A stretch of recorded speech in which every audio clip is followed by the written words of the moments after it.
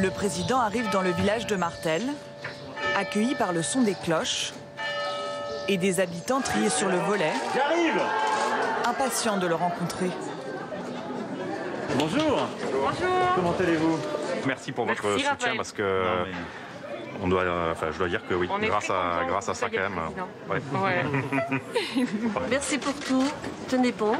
C'est gentil. Allez, et puis Bonjour, on vous président. soutient. Bonjour monsieur. Deuxième étape aujourd'hui de ce qu'il a qualifié de pèlerinage laïque. Après plus d'un an de crise sanitaire, de restrictions, de distanciation sociale, le chef de l'État veut renouer le lien avec les Français, en direct sur le terrain.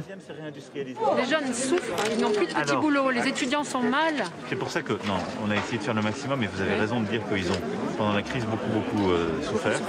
Écouter les Français, sentir leurs envies. Un début de campagne officieux, car lorsqu'on l'interroge sur la future présidentielle, Emmanuel Macron remet la question à plus tard. Je n'ai pas ça en tête. Là, moi, je dois préparer des décisions de sortie de crise. Ça n'a rien à voir. C'est une pandémie, on n'a jamais eu l'équivalent dans notre pays. Et donc, nous devons prendre des décisions en sortie de crise. Il faut pour cela prendre le pouls. C'est pour ces décisions. Au fil de la visite, derrière la foule qui l'attend, quelques gilets jaunes l'interpellent. Quelle sœur, les petits inventeurs. Bien sûr. Oui, j'ai laissé mes coordonnées à votre attention. Il faut prendre en compte les 80% Mais bien sûr, ça, vous avez totalement qui raison. souffrent.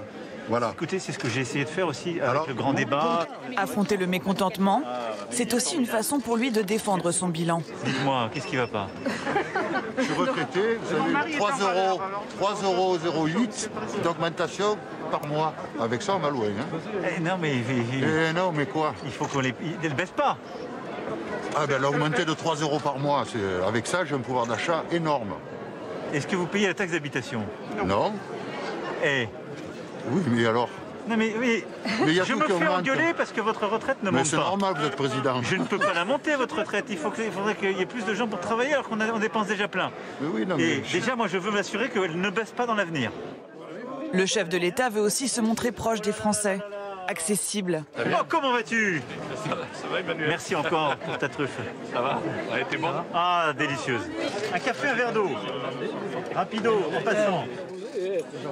Même s'il ne parle pas encore de candidature, Emmanuel Macron ne veut pas se laisser imposer les thèmes de campagne. Ce que notre nation vit, c'est un sentiment d'insécurité, mais où, en quelque sorte, tout rentre en harmonique. C'est-à-dire, c'est l'inquiétude sur est-ce qu'on va réussir à financer ceci, cela. C'est l'inquiétude sur le sujet climatique. C'est l'inquiétude face aux faits migratoires. Une dame, d'ailleurs, a fait miroiter les deux sujets.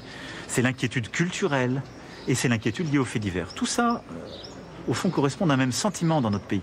Le fait qu'on ne maîtrise plus les choses et qu'on vit dans un environnement qui n'est plus le même. Donc j'essaie de prendre 2 pas de recul parce que je pense que c'est profond. La tournée du président dans l'Hexagone doit durer jusqu'au 14 juillet. Il a prévu une dizaine d'étapes, les quartiers nord de Marseille, les ruelles d'Amiens et peut-être même la Polynésie.